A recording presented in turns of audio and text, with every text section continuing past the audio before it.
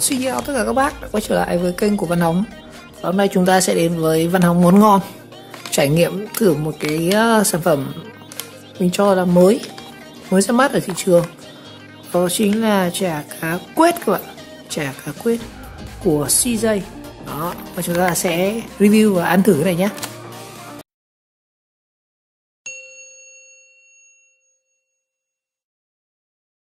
Chả cá thì mình ăn rất là nhiều rồi, từ chả cá ba sa, chả cá quả, chả cá thu, rồi rất nhiều loại chả cá, chả mực, chả tôm. Nhưng mà chả cá quết này thì nghe cũng khá là lạ. Ở đây người ta đóng gói thành một cái thành phẩm, một túi khoảng là 230g, bảo quản từ 0 đến 5 độ C các bạn. Đây là chả cá dây kiểu Vũng Tàu, nghe khá là lạ. Cái này chắc anh em là ở miền trong thì chắc là biết, chứ mình ở miền Bắc thì mình chưa nghe thấy cái món này bao giờ. Chả cá quết có cả cái cối này như nào này. Và cái sản phẩm này chúng ta được tặng kèm gói sốt chả cá canh của Hàn Quốc. Wow. Tại vì CJ họ là một công ty thực phẩm của Hàn Quốc, nhưng mà lại làm theo kiểu Vũng Tàu này, chắc là kiểu do ông nọ và kia, kiểu công thức thì là của Hàn Quốc nhưng mà nguyên liệu chắc là ở trong Vũng Tàu. Đó. Mặt đằng sau này, chả cá quết thì đây, hành trình từ mẻ lưới tươi ngon đến bàn ăn của hạnh phúc thì công nghệ khóa tươi của Hàn Quốc. Thịt cá được giữ trong quá trình quết các bạn. Ui, nghe lại nhỉ, khóa thịt trọn vẹn này, nêm ngon đậm đà, chả cá kiểu Vũng Tàu, cá tươi thịt chắc, quết đều giã nhuyễn, danh ngon đậm đà, ngon miệng thực. Nghe văn thơ vãi. Mô phỏng theo quết Tây truyền thống như đây, thịt cá được quết đều 180 độ, mô phỏng chính xác cách quết truyền thống đây. Chắc đại khái nó giống kiểu, cái này giống kiểu là sườn đấy. Xem thành phần nào, hướng dẫn sử dụng này, chiên, xào, nấu và chế biến món ăn. Chả cá Vũng Tàu, xem nào, chả chiên vàng chả cá Vũng Tàu, cho gói sốt cay vào, đảo đều 30 giây, không cần thêm nước, thêm hành lá và tiêu thưởng thức. Ồ, ăn với cơm bạn. Thành phần đây này, cá tra, surimi cá biển, nước bột năng, mỡ heo các thứ. Surimi cá biển là cái gì? Ngoài ra nó có 2 thành phần các bạn, chả cá này, và thứ hai là sốt chả cá cay ngọt Hàn Quốc, sốt nấu tteokbokki, tương ớt, ngũ cốc lên men, sốt BBQ, tương cà các thứ, rất nhiều thứ bạn ạ. Đại khái đây chắc là cái này nó sẽ có 2 gói, một gói chả cá, một gói sốt. Rồi, thời hạn sử dụng đây, sản phẩm có hạn sử dụng 60 ngày, bảo quản nhiệt độ từ 5 độ C. Sản phẩm phải được chế biến trước khi sử dụng, không sử dụng sản phẩm khi hết hạn. Sau khi mở bao bì, nếu sản phẩm không sử dụng hết thì phải bảo quản theo hướng dẫn. Đó, nghe clip đây, cái này được phân phối bởi công ty CJ, nhưng mà để cái phông tối này thì nhìn tí quái là được. Thôi chúng ta biết của CJ thôi.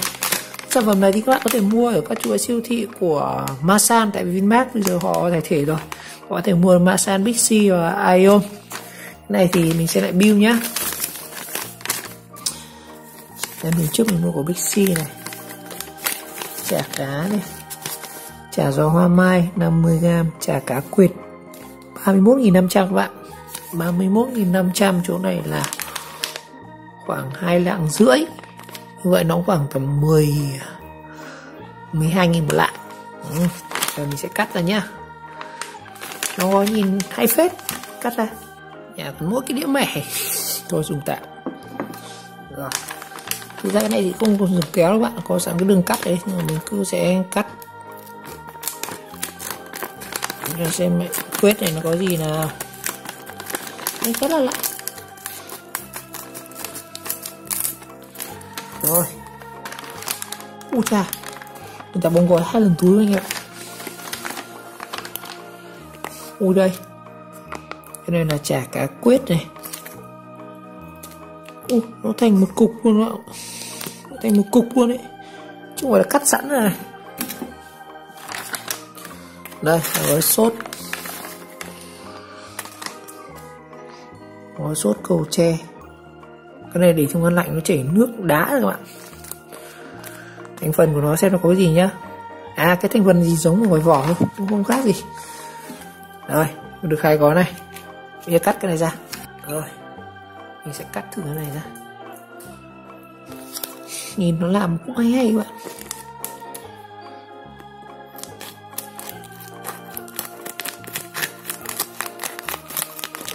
Nhưng mà chả cá quết được, chả cá cái gì. Thế bảo quét bằng tay chắc là chả cá quẹt rồi. Đây anh em. Đây, nó tách hình từng miếng như này rồi. Đây, này. Mùi thơm lắm ạ. Nó mỏng mỏng như thôi. Nó như kiểu cái quẩy ấy. Đó.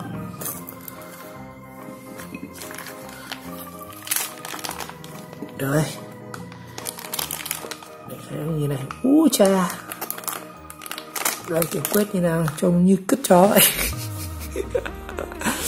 Đuối giống cái quẩy.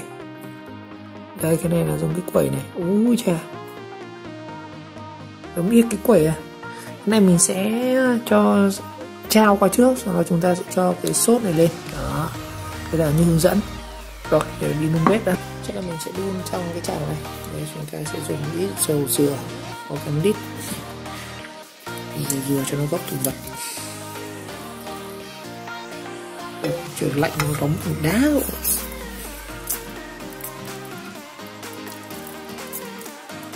Rồi, khá nhiều. Rồi, giờ bắt đầu sôi. Mình sẽ bắt đầu thả cái cá này vào.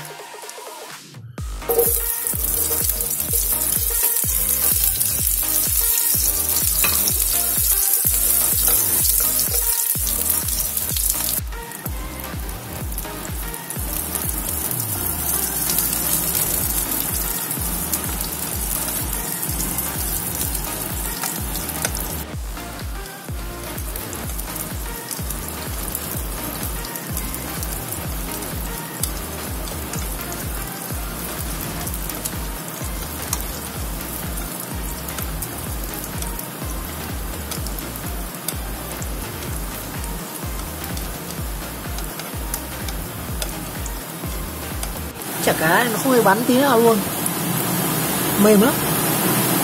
Mùi thì nó cũng thơm đấy, mà nó không phải thơm giống như mùi chả cá thường đâu. Mình sẽ để cho nó chín một chút rồi chúng ta sẽ cho cái sốt này vào. Đây, cái sốt này.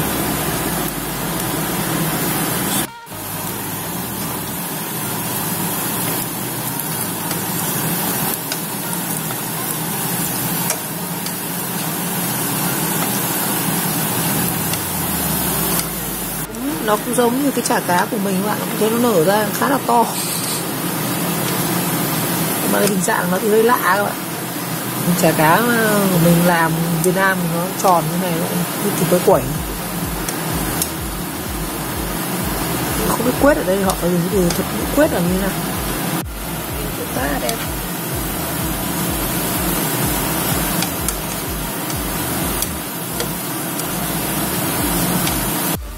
Trời ơi, nhìn nó giống kiểu tteokbokki ấy, cái bánh gạo cay của Hàn Quốc ấy. Nhìn y hệt luôn này. Ôi trời. Cái này chắc họ làm kiểu nhái nhái kiểu tteokbokki các bạn. Cái bánh gạo cay trước chứ mình có làm video rồi. Rồi tiếp theo chúng ta sẽ cho cái sốt này vào. Sốt chắc là cay lắm rồi. Không có nó màu vàng nữa. Sốt cái tương ớt này.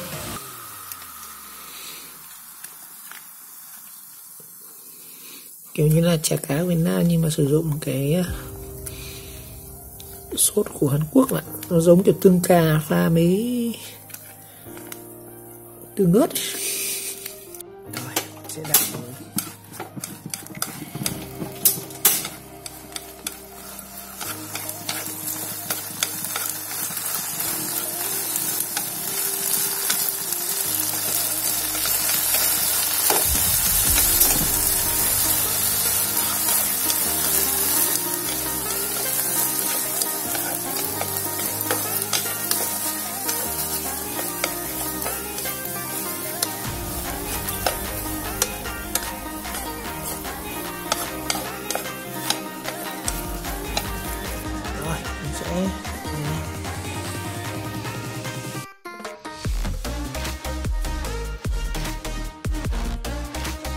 Không có nhiều đâu, khá là ít rồi.